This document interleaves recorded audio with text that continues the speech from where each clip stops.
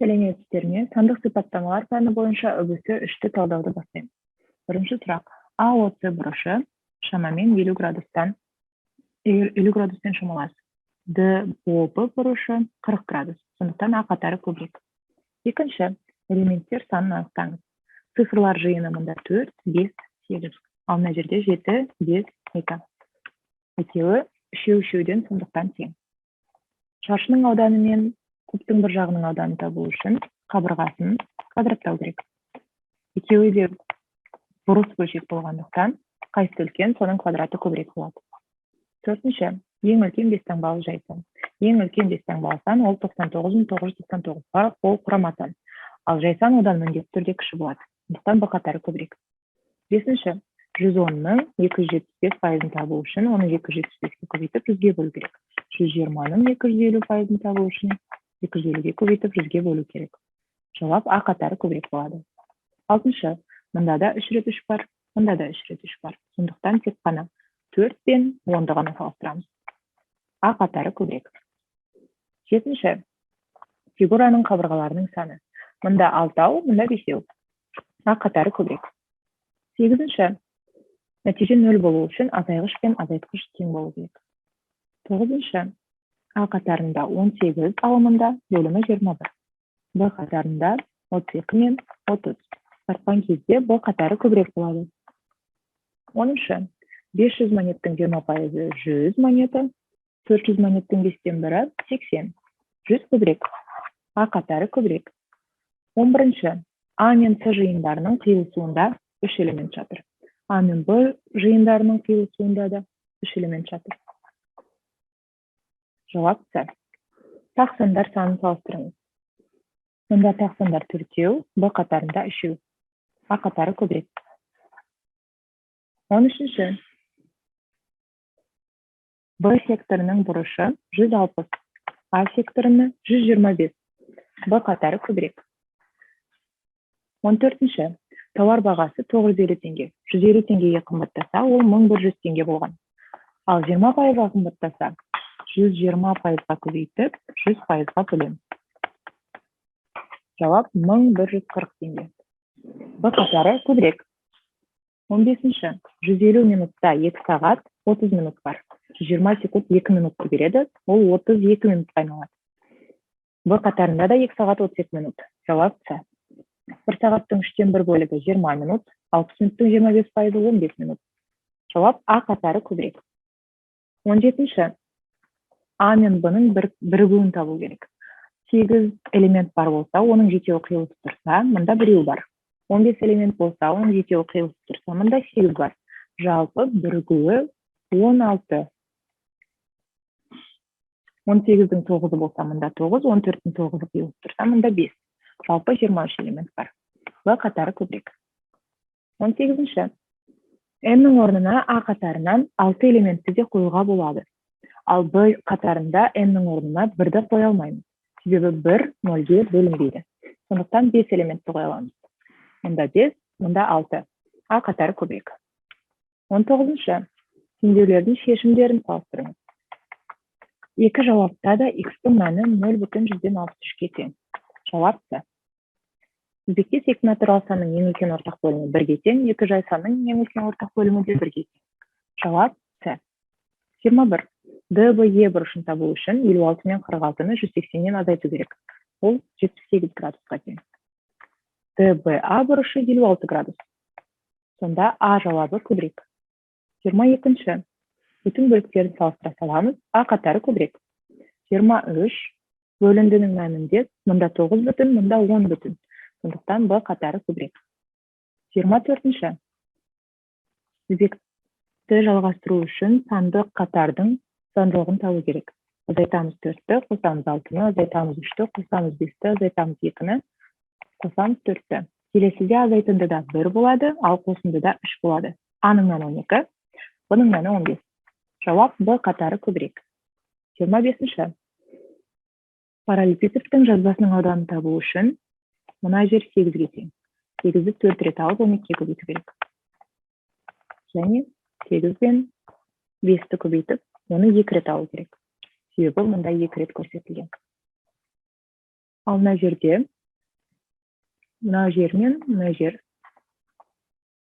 56 болады.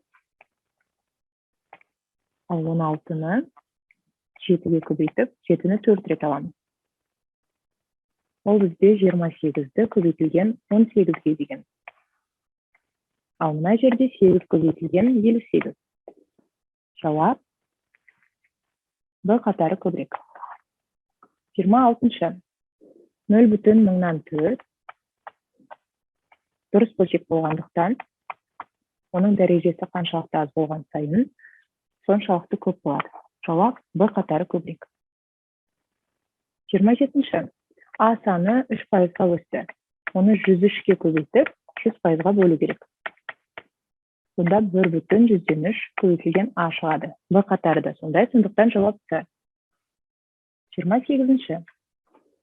А-ның 2 минутта жүретін жолы 36 тең. Бұның 1,3-тен 2 минутта жүретін жолы бұрыс бөлшекке айналдырсақ 3-тен 5. Ол бізге 100 бөлінген 3. 36 көп па, 100 бөлінген 3 көп па? Жауап А қатары көбірек. АС кесіндісінің ұзындығы.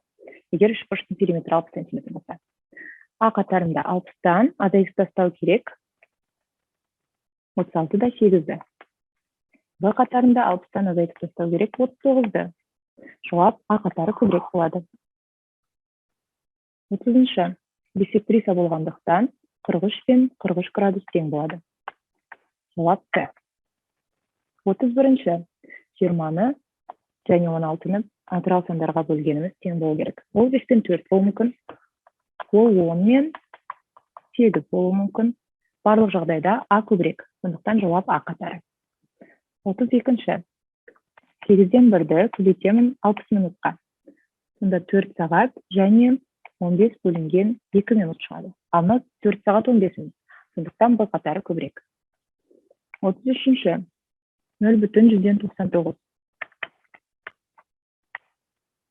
Ал мынау бізде, егер мынаны 10-нан 3 деп алатын болсақ, 30-дан 14. Қысқартқан кезде А қатары көбірек болады. 34-шы. Радиустарды салыстырыңыз. Диаметр 6 см болса, радиус 3 см. Ал 3 см 30 мм-ге тең. Жауап С болады. 35-шы. Осындыны орындаған кезде, мұнда 10,7, мұнда 10,9. Б қатары көбірек. Шеңбер бойында 2 нүкте берілген. Ол диаметр болуы мүмкін, және ол 2 нүктенің ара қашықтығын табу үшін ол диаметр болмауы да мүмкін. Ол мынандай нүктелер болуы мүмкін. Сондықтан жауап Д болады. Салыстырыңыз. Тік бұрыштың 4-тен 1-і. 90-ды 4-ке бөлеміз.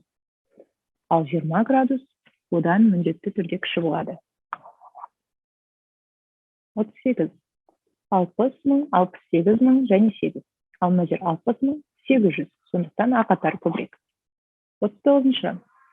12 мен 11-дің квадраттарының айырмасы. Ал мына жерге 3 пен 4-тің квадраттарының қосындысы.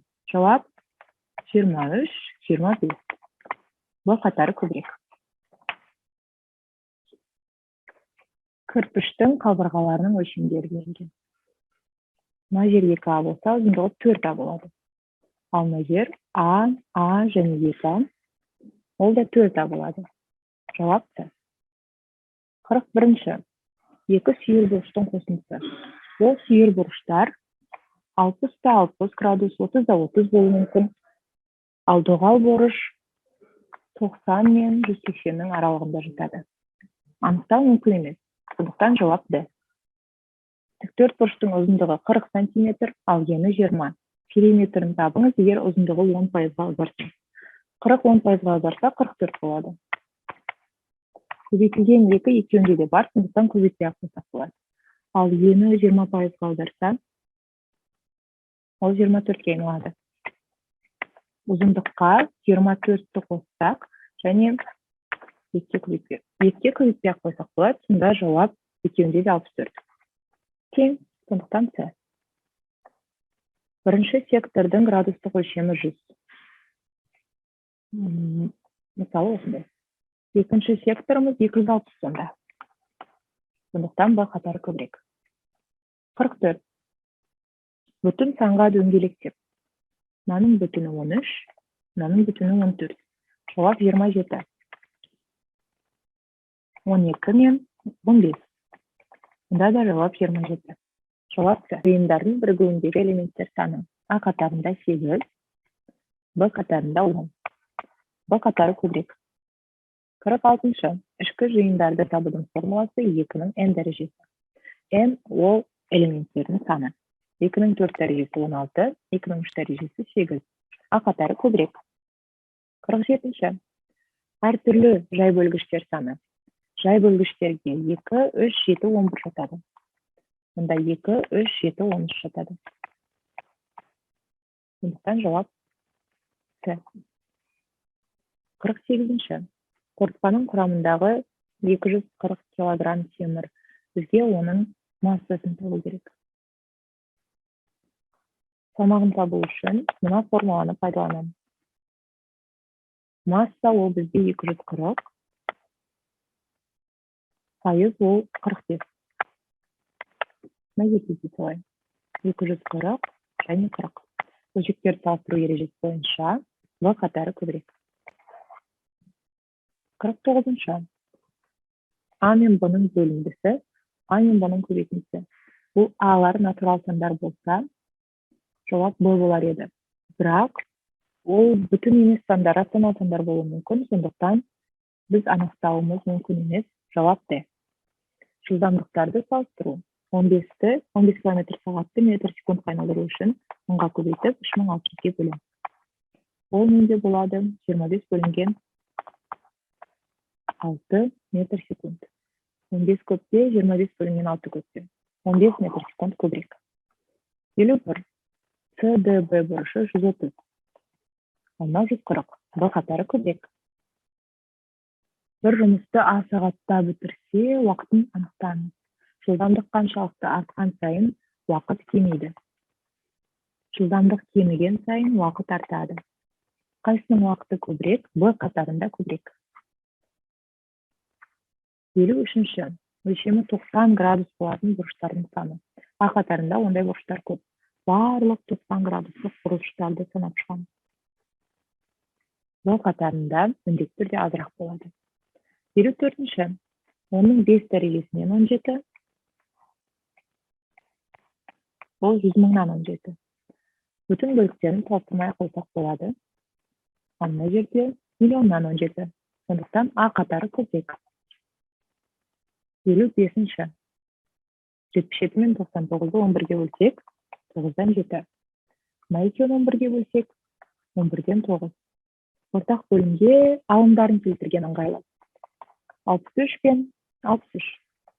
7-ге көбейтілсек, 77. 9-ға көбейтсек, 81. 63-ті 81-ге бөлген көпте, 63-ті 77-ге бөлген көпте. Б қатары көбірек. 56. Доғал бұрыштың жартысының градустық өлшемі. Доғал бұрыштың ең кішкентайы 91, ең үлкені 179. Олардың жартысы міндетті түрде 90 градустан кіші болады. Сондықтан Б қатары көбірек. 57. 10-нан 1, 100-ден 1, 100.000-нан 1. 100.000-нан 1 мен оның 5 дәрежесі 10. Сондықтан біз оларды салыстырмай қойсақ болады. Ал 100-ден 1, ол оның квадратынан 1. Екеуі тең. Оларды да салыстырмай қойсақ болады. Бізге салыстыруға 1 бөлінген 10-ның 4 дәрежесімен 1 бөлінген 10 қалды. Жауап А қатары көбірек. 58. Көпті жинаған кезде бізге қарап тұрған жағы 3 болса, 4 жоғарыға, 2 оң жаққа, 2-ге қарама-қарсы 5, төмен жағына 6, және арт жағына 1 кетеді. Берілген нөмірге қарама-қарсы, 4-ге қарама-қарсы жататын 6, 5-ке қарама-қарсы жататын 2. 6 көпте, 2 көпте. Жауап А қатары көбірек. 59. 150-ден аспайтын 3-ке қалдықсыз бөлінетін натурал сандар жиыны. 150-ден аспайтын десе, 150-ді қоса алуға болады. Сондықтан 3-ке қалдықсыз бөлінетін 50 сан бар. Тақ сандар 100-ден аспайтын. Олар да 50. Сондықтан жауап С болады. 60-шы. ABCD жағының периметрі және A1 B1 С1 жағының периметрі. Бұл текше болғандықтан, екі жағының да периметрлері тең болады. 60-та жауап С. Сандық сипаттамалар пәні бойынша тест талдау аяқталды.